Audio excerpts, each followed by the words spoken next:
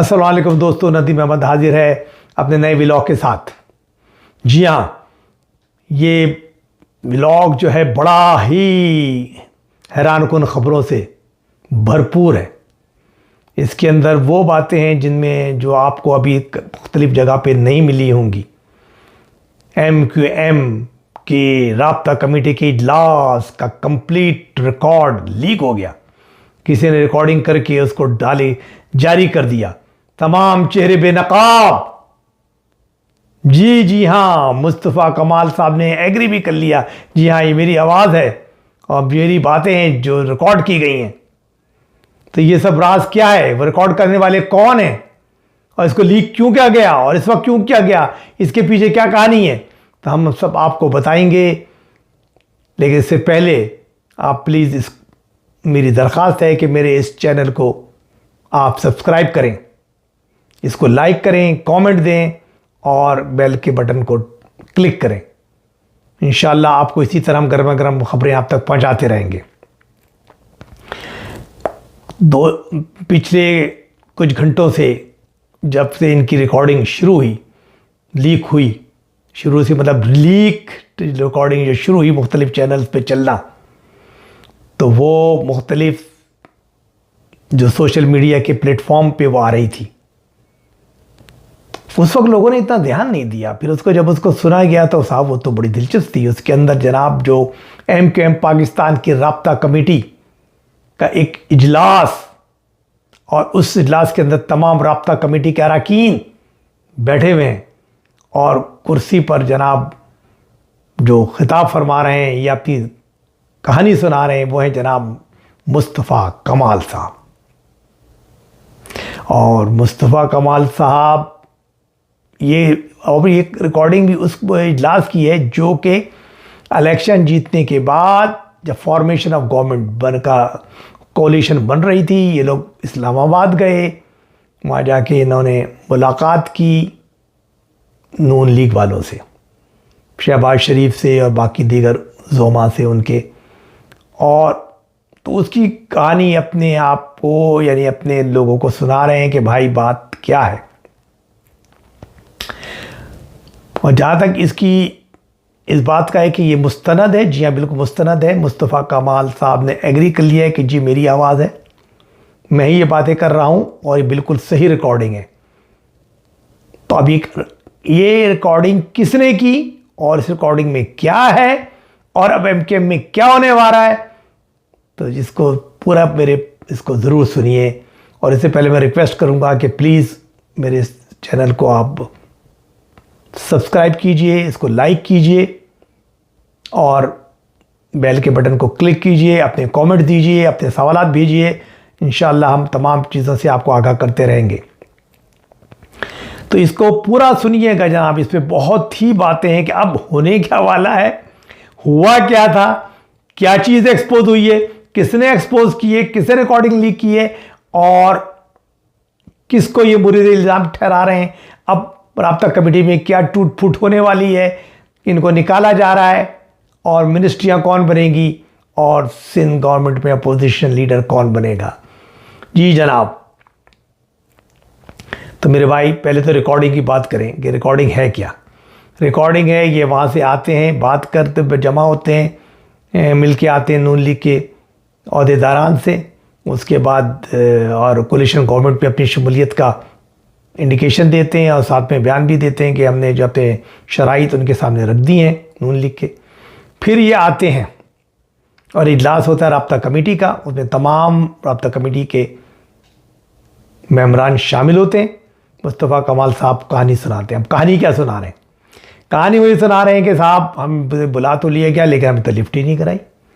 हमसे कहा कि फ़लाँ जगह आके मिलो। जब हम वहाँ पहुँचे तो कोई बंदा था ना कोई था। हम बैठे रहे, 15-20 मिनट बाद कुछ लोग आए और उन्होंने कोई बात ही नहीं की। हमने कहा भाई ये हमारी डिमांड है, हम आपको सपोर्ट करोगे। उन्होंने कहा भाई आपको हमें जो है पहले तो हमारा पीस पार्टी के साथ बातचीत हो रही है और फाइनल स्टेजेस पे। हमने कहा बताएं भाई क्या बातचीत हो रही है। उन्होंने कहा हम नहीं बता सकते, बड़ी कॉन्फिडेंशियल है, क्योंकि ज़ाहिर है कि हमारे मामला तो उनके साथ बैठ के तय हो रहे हैं। फिर भी हमने कहा यार कुछ बताएं भाई, हम तो इतनी दूर से आए हैं, हमारे लिए भी क्या है। तो उन्होंने कहा जी हम अभी फ़िलहाल तो 2 चीज़ें आपको बता सकते हैं, क्या चीज़ें दो? एक चीज़ ये है कि वो ये कह रहे हैं पीपल्स पार्टी वाले कि भाई हम दोनों मिलके, नून लीग और पीपल्स पार्टी मिलके अक्सरियत बन जाती है, सिंपल मेजोरिटी, तो ज़रूर हमें एमकेएम की ज़रूरत ही नहीं है। तो क्यों आपकी शराइत माने? नंबर तो उनकी शराइत कम से कम मानी जाए या ना मानी जाए। और नंबर 2, उन्होंने ये कहा कि भाई आपका मैंडेट तो पूरा का पूरा चुराया हुआ है, आप जीते नहीं हैं, आप फ्रॉड करके जीते हैं, लिहाजा आपके साथ तो कुछ है ही नहीं। बाकी लोग, हमने कहा भाई आप बाकी लोगों का भी तो चोरी वाला है, तो उन्होंने कहा जी वो तो 60% 70% तो सही है, 25-30% चोरी है, लेकिन तुम्हारा तो 100% चोरी वाला है। तो ये कहानी वो पूरी सुनाते हैं कि साहब हमें लिफ्ट नहीं कराई गई। फिर जैसे तैसे दूसरे दिन फिर मुलाकात थी, उसमें कुछ लोग आए, फिर उससे बातचीत हुई। फिर भी उन्होंने कहा कि जी पहले जब आपके 6 मेंबर होते थे, अब वो ये मुस्तफ़ा कमाल साहब कह रहे हैं कि हमारे जब 6 मेंबर होते थे लास्ट टाइम, तब भी हमारे बगैर हुकूमत नहीं बनती थी इमरान खान साहब की, तो अहमियत ज़्यादा थी हमारी। लेकिन अब 17 मेंबर होने के बावजूद भी उनको सिंपल मेजोरिटी तो वैसे ही मिल रही है, नून लीग को और पीपल्स पार्टी को और बाकी जो छोटे मोटे काफिले वगैरह उनके साथ हैं।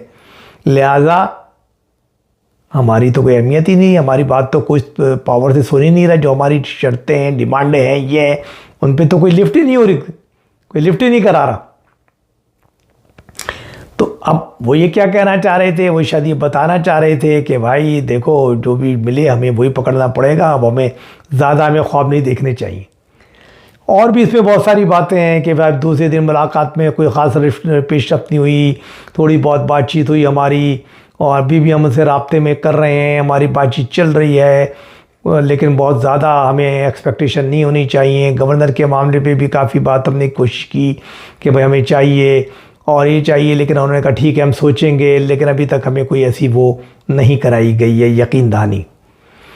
तो ये थी, और भी बहुत सी बातें हैं, काफ़ी है वो लंबी, लेकिन ये कि बहरहाल जो मेन बातें मैंने आपको बता दी। और उसके बाद फिर ये जो बातें थी ना, ये रिकॉर्ड हो गई, और रिकॉर्ड होने के बाद वो चल गई, और फिर सोशल मीडिया पे चली, फिर पीपल्स पार्टी की सर्कल में चली, फिर आखिर में उसको जो है एमकेएम इंटरनेशनल या लंदन जो ग्रुप है उन्होंने भी चला दी। और उसके बाद पहले तो इन्होंने सोचा हम क्या करें, एमकेएम पाकिस्तान ने फिर उन्होंने कहा कि ठीक है यार ये तो चल गई तो चल गई, अब क्या कर सकते। फिर उन्होंने ऐलान किया कि जी मुस्तफ़ा कमाल साहब ने बाकायदा अपना रिकॉर्डेड बयान जारी किया कि भाई बिल्कुल ये सही है, मेरी आवाज़ है, और मैं जो भी बात कर रहा था, और रब्ता कमेटी का इजलास था, और रब्ता कमेटी में जो है लंदन के इंटरनेशनल ग्रुप के घुसाए एजेंट है उसके अंदर। मैं नहीं चाहता था कि आप जो है अपने पीएसपी को जो है शामिल करूं उसके अंदर। एमकेएम पाकिस्तान में मुझे पता था इस पे एजेंट मौजूद हैं, और वो एजेंट मौजूद हैं, वो रिकॉर्डिंग करते हैं, मुखबरी करते हैं। हमें पहले से ही शक था कि हमारी बातें जो बाहर जाती हैं, जो भी हम फैसले करते हैं, वो सब चीज़ें बाहर निकाली जाती हैं और बाहर पहुंच जाती हैं और लंदन वालों तक पहुंच जाती हैं। तो बहरहाल ये है, और हम उसके ख़िलाफ़ एक्शन ले रहे हैं, और उस आदमी को हमने पकड़ लिया है। हमने इसका जो है वो बकारा फॉरेंसिक जो है वो करवाया है ऑडिट, और उससे हमने पकड़ने में कामयाब हो गए कि कौन बंदा था, किससे रिकॉर्डिंग की है, किस तरह रिकॉर्डिंग की है, और किस तरह इसको रिलीज़ किया गया है। और उस आदमी को और उन लोगों को जो लोग इसमें इन्वॉल्व हैं, जो अपनी पार्टी से भी निकालेंगे और कैफर किरदार तक पहुँचाएँगे। अब इसका अंजाम क्या होगा जी, बात तो ये है, क्योंकि इससे फिर शक एक दूसरे पे जाएगा, क्योंकि और जिस पे जाएगा वो भी अपना फिर बचाव करेगा। ये बड़ा तो एक टूट फूट की निशानी है, यानी कि मुत्तहदा में ये जो पाकिस्तान में एमक्यूएम है उसके अंदर टूट फूट मुझे नज़र आ रही है। एक दूसरे के ऊपर शक जब बढ़ जाता है, एक दूसरे के ऊपर जब शकूक बढ़ जाते हैं, हर आदमी अपने साय से डरने लगता है कि यार ये मुझे तो लंदन ग्रुप का नहीं समझ रहा, वो कहता है वो मुझे तो नहीं समझ रहा, तो सब एक दूसरे के साय से भागने लगते हैं। दूसरे नंबर पे इससे क्या पता लगता है, इससे इनको ये पता लगता है कि भैया इनकी इतनी अब लिफ्ट नहीं कराई जा रही नून लीग की तरफ से। उन्हें पता था कि डिमांडें ज़्यादा करेंगे, हमें ब्लैकमेल करेंगे, तो उन्होंने पहले ही इनको राह दिखा दी, भैया हमारे पास सिंपल मेजोरिटी है और हमें तुम्हें जो है उतनी लिफ्ट करेंगे जितनी हम दे सकते हैं, इससे ज़्यादा तुम्हें, अगर तुम जो ब्लैकमेलिंग करना चाहोगे कि 5 मिनिस्ट्रियाँ दे दो और ये कर दो और बड़ी लुक्रेटिव। देखिए ये बात मैं पहले बता दूं कि पीपल्स पार्टी ने बहुत पहले, यानी कि जब ये मुज़ाकरात भी नहीं हुए थे, इलेक्शन के रिजल्ट जब आई थी उस वक्त की ये बात नून लीग पे अपनी मुज़ाकराती कमेटियों की जब इजलास हो रहे थे उनको वादे कर दी थी कि भाई इनको आपको लिफ्ट नहीं करानी, हम अपने गवर्नर नहीं छोड़ेंगे, 2 गवर्नर आपके होंगे, अब आपकी मर्जी कि आप अपना गवर्नर जो सिंध का और बलूचिस्तान को जो आपको दिया जा रहा है, आप उनमें से अगर देना चाहते हैं एमकेएम को तो दे दें, वरना हम इसमें बिल्कुल भी इंटरेस्टेड नहीं हैं। दूसरे नंबर पे उन्होंने साफ कह दिया था कि भैया 2-3 मिनिस्ट्रियाँ ऐसी हैं जिन पे ये लोग बहुत ज़्यादा हाथ मारते हैं एमकेएम वाले, उनको ना दी जाएं, क्योंकि इस वक्त ये लोग जो है उस पर बहुत बड़े घपले करते हैं और बहुत पैसे निकालते हैं, जिसमें एक तो बाबर गौरी वाली शिपिंग वाली है, तो कराची शिपिंग वाली जो है पोर्ट्स एंड शिपिंग, वो आप इनको नहीं देंगे। और दूसरे नंबर पे आईटी वाली, क्योंकि अब आईटी के अंदर बहुत बड़ी वो आने वाले हैं, बड़े बड़े टेंडर होने वाले हैं 5G के और इसकी, और बहुत बड़ा सरमाया आने वाला है, तो ये 2 इसमें ये लोग बहुत चंक मारेंगे, तो आप ये 2 मिनिस्ट्री किसी सूरत में नहीं देंगे, और अगर आप देंगे तो फिर हमारा आपसे इख्तलाफ होगा। तो ये शर्तें पीपल्स पार्टी ने पहले ही बार रख दी थी। तो अब जनाब हो क्या रहा है, ये लोग जाते हैं, वो लिफ्ट नहीं कराते, आगे पीछे घूमते, क्योंकि उनके पास ये नहीं। अब वो ये भी कह रहे हैं, अगर इसी रिकॉर्डिंग में आगे चलें तो फरमाते हैं मुस्तफ़ा कमाल साहब कि भाई ये रिकॉर्डिंग जो उन्होंने वजाती बयान वाली नहीं, जो उनकी जो लीक हुई है उसमें वो कहते हैं कि हम फिर अगर इन्होंने ज़्यादा लिफ्ट कराई तो हम पीटीआई की तरफ चले जाएंगे और फलाने। अरे भाई, तो पीटीआई की तरफ तुम्हें जाने कौन देगा है?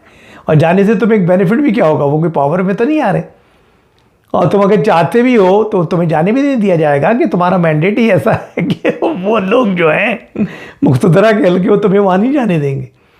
तो उनके पास कोई ऑप्शन नहीं है। एक्चुअली इनको जो इनकी एक्सपेक्टेशन से ज़्यादा ख्वाहिशात थीं, और ये समझ रहे थे कि हमने बहुत बड़ा ये करके बहुत बड़ा छक्का मार लिया है और बस अब हम तो दम दमादम मस्कल करके इतनी चीज़ें ले लेंगे, ऐसा कुछ होने वाला नहीं है।